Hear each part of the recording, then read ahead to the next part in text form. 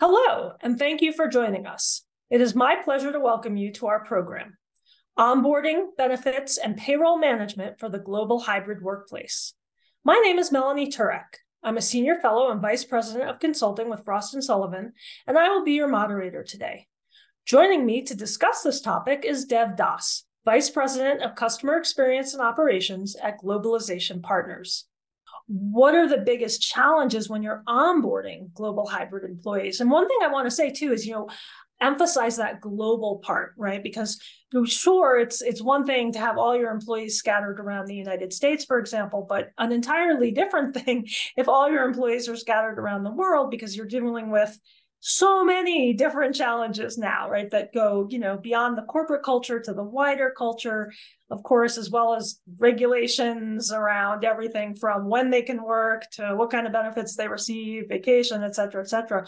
And so, when you're talking about onboarding, that's especially important, right? Is making sure that no matter where they're based versus where the company is based, that they have all the resources they need in order to feel supported and do their job, but that you are also treating them or approaching them in the way that you have to be compliant and fair and all of that in the wider world. So how does hybrid make that more difficult? I assume because it's complicating the picture some. It's a really interesting question, and I'll share some thoughts on some of the challenges as well as some of the things that, we have done at different locations. But I actually think that on this particular one, there are more opportunities than there are challenges, right? So I'll start with some of the challenges. Like with hybrid, with remote, there's really no question that all of your materials, your training, your content, your support, your knowledge bases, all of those things need to be absolutely available online and across multiple channels. Right? Gone are the days when you have to go speak to somebody about something or hand in your laptop at the IT help desk. That's not working anymore, right? So those things have to be delivered in a remote environment, right? Even something very critical like right to work checking. In the old days, you had to bring in your documents for a physical verification, right? Those kinds of things need to completely move online, and there are commercially available solutions for that. And I also think that the tools given to employees need to speak to a mobile world. They need to speak to a world where people are going to be looking for help at different hours of night, in the morning, et cetera, right? There's the more straightforward challenges of, we have to be respectful of time zones. Mm-hmm. If you were bringing together a global onboarding class in one location, that's not going to happen anymore, right? For most companies. And so you have to think about offering that same experience 3 times. So it's time zone appropriate, right? But those are things that, we can work around with sort of scheduling and some of the more traditional options. The thing I was mentioning before about opportunity is, in the old world, you start at the company and then day one, you travel somewhere and you do 3 days of onboarding. Right. And that was the big onboarding experience. And it was nice because you got to meet people that maybe you'll never see again. But, and it was all crammed into 3 days. Now, the interesting thing, though, is that the ability for somebody to learn, absorb, understand, and apply in that concentrated period is actually very, very low. Right. Now, with the remote onboarding, you can actually think much more about staging that learning experience over a few weeks, a few months, and bringing together the group in much more, I would say, productive chunks of time. Like day one is going to be 1 day of company history. Then actually we want you to spend time with your team, with your new leader, et cetera, right?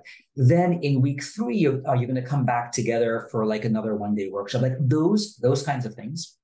The other thing that remote onboarding is going to do in a hybrid world is it requires companies to standardize their experience. So companies with many different countries, many different locations, in the world of a more traditional, everybody flies to this regional location, there was more chance for the onboarding experience to be very different. Right? But now I think that there's a real advantage to being able to offer these things remotely from a scale standpoint, to be able to reuse. And all of that's really driving to a much more consistent employee experience when they onboard, which then should really be able to drive in things like, what's the company norm? How do we communicate? How do we think about culture? How do we think about diversity and inclusion at this company? So, on balance, I think that there are more exciting opportunities than there are challenges. I mean, one of the things you talk about is, the idea of everybody going into a location and for 3 days have a big powwow and you go home and then, 3 weeks later, you've forgotten everything that you've learned, maybe a couple people and a few key points, and that's kind of it.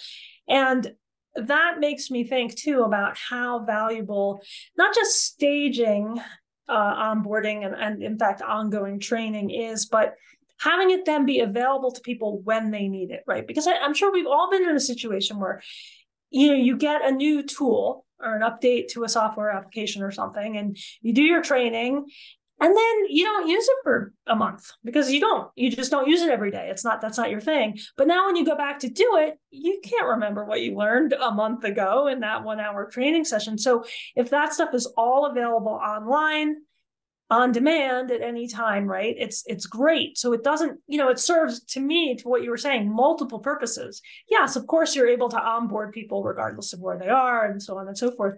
But take advantage of that to then always have those resources constantly available to people until you need to update them or whatever you might need to do, right? But and then the other thing you mentioned, which I think is also very important, is the need to be able to access this stuff from multiple points of entry.